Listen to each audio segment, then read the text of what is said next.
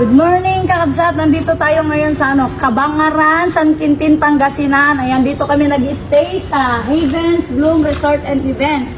Napakabait po ng may-ari dito, kakabsat, kasi pinag-stay niya kami. Binigyan niya pa kami ng discount at alagang-alaga talaga kami dito, kakabsat, kasi oras-oras kaming dinadalaw.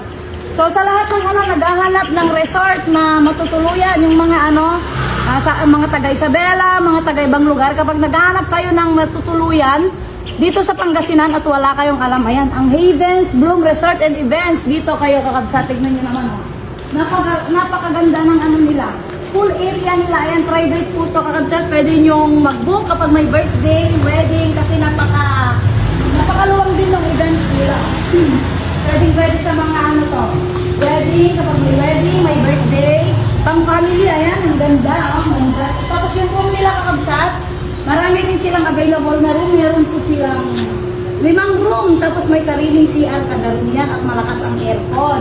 Meron na din silang tinda dito, mga pagkain, mga alak, sa mga lasenggo, meron din video okay sa mga mahilig kumanta kahit pangit ang boses na katulad ko.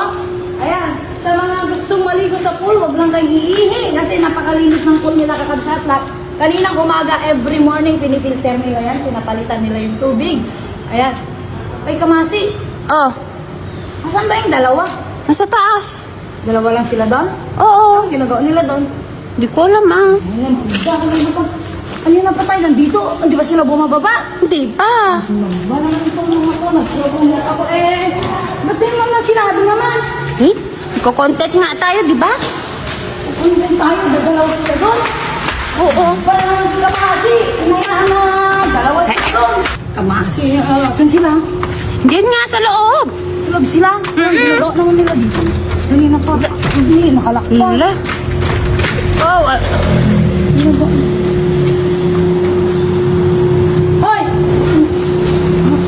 Anong ginagawa niyo? Anong ginagawa niyong dalawa? Ah? Anong ginagawa niyo? Ba't nakaubad yan? Anong ginawa niyo, sabi? Anong ginawa niyo? Anong ginawa niyo? Anong ginawa niyo? Anong ginawa niyo? Anong ginawa niyong dalawa? Sana kung magaganyan kayo na dalawa, sabihin niyo sa akin, tatlo tayo.